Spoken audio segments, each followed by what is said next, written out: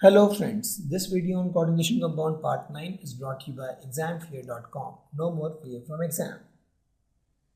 Now we'll write the formula.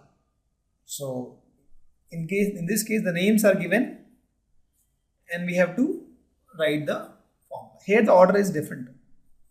Whatever you have studied, just reverse. Okay. So here the metal center is written first and then the ligand. So till now we have seen that we wrote ligand and then metal, but in this case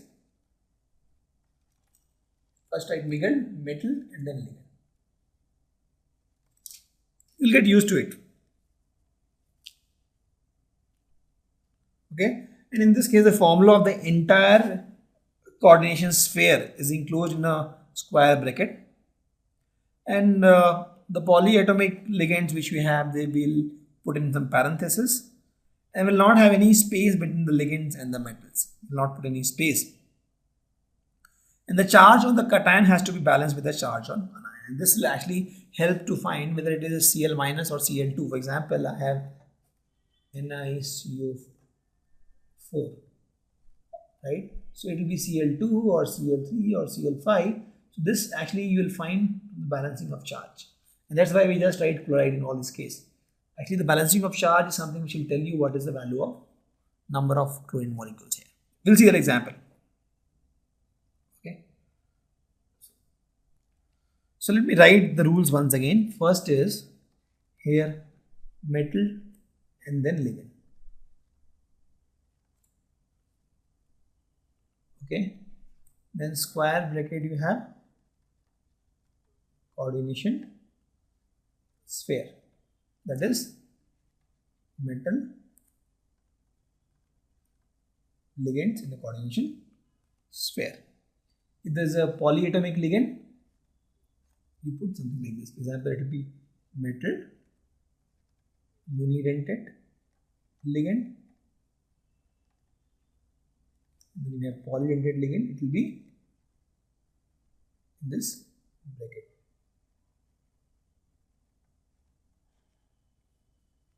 There is no space between the metal and ligands, and the charge will actually balance with this charge will balance with the counter ions. Okay, so let's take some examples. Tetraamine aqua chlorido cobalt chloride. So let's see. Tetraamine is what? That means it has 4 NH3. NH3, it has 4. Okay, then we have aqua. That means there is one more water molecule. Then chlorido or chloro. That is one more chlorine. And then we have cobalt 3. That means after. That means cobalt is somewhere here. We first write metal then ligand, right? So cobalt 3. We'll write ligands first and then metal is before this. This is my whole coordination complex. Let me repeat once again. Tetraamine NH3 with 4, aqua H2O, there is no prefix, only one, chlorido or chloro, Cl, no need to put this braces, Cl, and then cobalt 3. So cobalt 3 is a metal, we put it here. This whole thing is a coordination compound, and this has chloride. Now this chloride will be some X. How many chloride? That you have to balance. This will show you how. Chlorine has a -1 charge, water has 0 charge, cobalt has 3 charge given, ammonia has 0 charge. The total charge on this coordination sphere is what? +2. Correct? So this +2 charge has to be balanced with chlorine. That means you need 2 chlorine ions. Then only you can balance this charge, +2 and -2 balanced. See, cobalt charge is given, ammonia charge you know, water charge you know, chlorine charge you know. So with that you find the charge on this coordination complex. So you have to make sure that whatever ions you put here, in this case chloride, so I put chlorine, the number of chlorine ions should actually balance the charge here. So for the +2 charge, we put 2 chlorine ions. So this will be Cl2 actually. Okay, this will be the formula. Let's take the next example. Potassium tetrahydrozozincate. This is a zincate. That means my count, this complex is a negative ion, and potassium came first. That means potassium is here with some number of charge. That is the structure you can actually make out from this. Right? This is potassium, and this number of potassium will be actually balanced with the charge. Okay, if X charge, then since potassium has 1 unit positive charge, so it depends on this value. So first let's write this tetrahydroxyzincate. So hydroxy is OH, and therefore tetrahydroxy is done. Zincate Zn. So this is my anion actually. Let's see the charge. Zincate with the charge, zinc with the charge +2, and OH minus is the charge -1. -1 into 4 is -4. So overall, this will have charge of -2. Since it has charge of -2, this potassium will be 2. And this will be the formula. K2ZnOH. You understood what we did here? See, we know that this is zincate. That means it is a negative charge complex. And since this potassium name also came first, this is a positive charge, positively ion. So we put potassium here and this whole complex we derived, and then it has the negative charge of -2. That means there are 2 potassium molecules, 2 potassium atoms to neutralize the whole coordination compound. The next is potassium trioxalato-aluminate. Again, aluminate, that means it's a negative charge. Potassium comes first. So again, this will be K some X and -X kind of formula. So let's first write trioxalato. Oxalato is what? C2O4. Trioxalato, aluminate. Put the aluminium here. Aluminium comes first. Ligand come later. So aluminium with the +3 charge. So let's find the charge on this. Aluminium with the +3 charge. C2O5 each has -2 charge. -2 into 3 is -6. -6 plus 3 is what? -3. Total is -3 charge. Since there is -3 charge, I have to put potassium here. I'll put 3 potassium here. So the formula will be K3Al C2O4. Okay. The next is dichlorobisethane 1,2-diamine cobalt. So it's all ligand. If you see, dichloro is a ligand, bisethane 1,2-diamine is a ligand, and this cobalt is a metal. There is it's a neutral complex actually. So let's write first. Dichloro is Cl2. Done. Bis is 2, right? Bis came from this word bi, and this is only for polydentate ligand. So ethane 1,2-diamine, you can write as En2. Ethane 1,2-diamine is represented by En2. Okay. And then chloro is done, ethane 1,2-diamine is done, and then cobalt. So the cobalt will come first because it is a central atom with the +3 charge. Let's see if it is neutral. +3, this is -2, and this is 0. So overall, if you see, there is a charge on this ion, and this is ion. So the formula will be COCl2 into the plus charge. Okay. The next is tetracarbonyl nickel 0. Nickel with the 0 charge. Tetracarbonyl are the ligands. So CO is the ligand, 4 carbonyl ligands, and then metal nickel with a 0 charge, and carbonyl also has the ligand 0 charge. This is the compound. NiCO. This is the complex compound. Easy. The next is tetraamine diaqua cobalt chloride. Okay, that means it is of something of this form. This and this chlorine, because the chloride comes later. This is some positive charge, and this positive charge X will determine the number of chlorine molecules.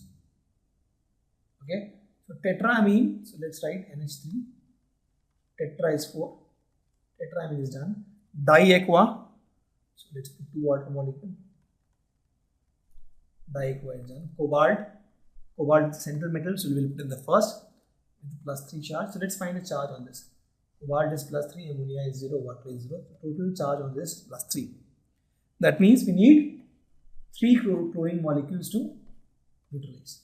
The formula will be CONH3, 4, H2O2, Cl3. This will be the formula of this compound. Okay. Let's take the second one. Potassium comes first. Tetracyanonickelate. Nickelate, that means it says that it's a negative complex. It will be potassium, some charge here, some number of potassium, some negative charge. This charge will decide the number of potassium ion. It will be tetracyanonickel with some CN here. Okay, so let's write the formula for this. So first is tetracyano, CN, 4 cyano, then nickelate, Ni, with the charge of +2, and Cn has charge of -1. -1 into 4 is -4. So total charge on this will be -2. Since it is -2, I have potassium here. There will be 2 potassium molecules here. The formula will be K2, Ni, Cn. That will be the formula of this. Let's take one more. Tris ethane 1,2-diamine chromium chloride. That means it is of this form. -H charge. And this. Chloride is in the last, so it is of this form. And I'll have chromium here with +3 charge and some ligands here. So let's put the ligands first. Ethane 1,2-diamine, that is EN. They are tris, 3. Ligand is done. Then chromium come first because it's a metal ion, central metal with the +3 charge. Let's see the overall charge on this. +3 charge on this. This is 0. So it will be +3 charge. So +3 charge has to be balanced by 3 chlorine molecules, right? If this is plus. +3 charge has to be balanced by 3 chlorine molecules. So this will be the formula. Cr, En3, Cl3. So that is the answer. Let's take more. So we have, I'm taking more examples because you should know actually how to write the formula and I should be very comfortable on this. So amine, bromido is one ligand amine, there is one bromido, one chlorido, one nitrito. And then we have platinate 2. So let's first write amine, NH3, only one. You can write bromo or bromido, both are same. Then bromo, then chlorido, Cl, then nitrito, NO2, and then platinate. This is platinate. Okay, and let's see the charge. Charge on the platinate is +2. Ammonia is 0, bromine is -1, chlorine is -1, NO2 is -1. So overall charge, if you see +2, -1 is all 0, and -1 is nothing but here -1 charge. So this is the formula with the -1 charge. Next, take the second one. Dichlorobisethane 1,2-diamine platinum nitrate. That means I have something of this form and then I have nitrate here. And X number of this, and this will depend on the charge. So if it is 2x charge here, it will be X because NO3 has -2 charge. Sorry, HNO3 is -1 plus 1 charge. So let's see this.